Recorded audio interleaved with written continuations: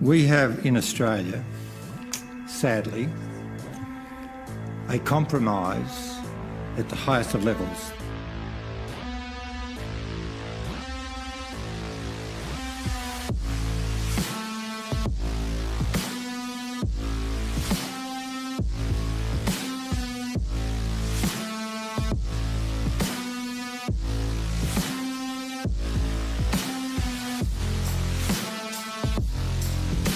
So, having produced a set of documents to the Royal Commission, which includes, disturbingly, documents that name in one document 28 people as alleged pedophiles, includes a whole lot of prominent people, and I think to protect the discretion of the Royal Commission, I won't comment on what the Commission thought, except that they thought it was outside the terms of reference of the Royal Commission. Could you explain to me why that is so? I actually want to go to the proposition, Mr. Attorney, that we should include in the terms of reference the institution of the law. And I have documents here which the Royal Commission has seen to justify that case, and in fact every Attorney-General, from Attorney-General Ruddock till now, has seen some of these documents. And they are police documents, and they are very disturbing.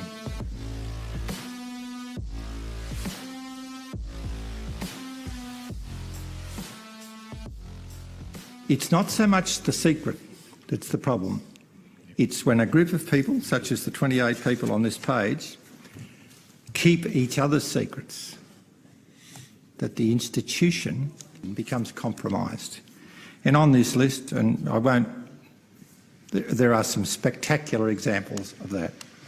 People involved in hearing court cases, people, anyhow, I won't go through that. I just appeal for the thousands and thousands and thousands of people in Australia, and the Royal Commission, to its credit, is demonstrating the disgusting culture of some of our institutions.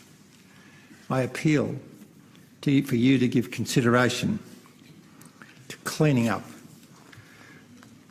this act. I mean, the Royal Commission, the Wood Royal Commission, as you know, Mr. Attorney,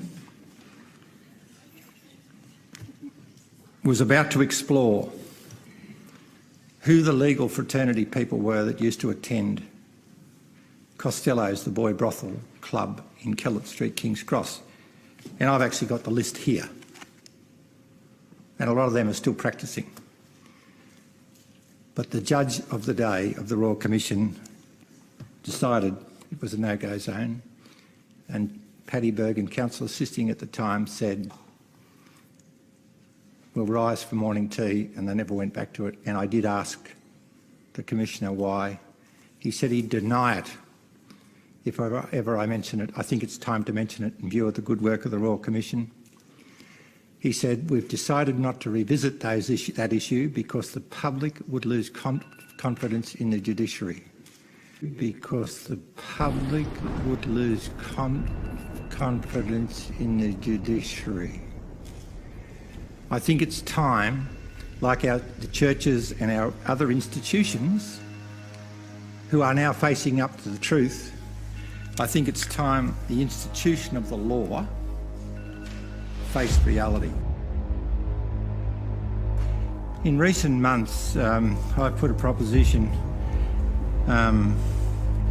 to the Royal Commission into the institutional treatment of children, and it's pretty heartbreaking to see what's gone on and what's been denied for the last 50 years now being exposed as a reality. It's broken a lot of hearts. There's a former Prime Minister on this list, and it is a police document. When the police find it necessary to put a judge under surveillance, I think we've got to a point where we've got a problem. And when that surveillance is dropped because of a lack of cooperation between the AFP and the New South Wales Police, we have a problem. It's like the denial of the priests and the altar boys for 50 years. I have put forward a case which I initiated to remove a judge from the bench in New South Wales during the hearing of the case and from the bench, during the case, said to the court that he thought the law was out of date and that sex for siblings should be now legal and that it shouldn't be illegal for men to have sex with children. And I found that despicable and despising and a complete bias of display from the bench. I've tried in vain to get a federal judicial commission. And I think the treatment in the federal jurisdiction of children by some people in the jurisdiction of the Family Law Court is disgusting and a disgrace, and some of those children are a tool for attorneys in representing cases. I think it's time we gave consideration to cleaning up the Act.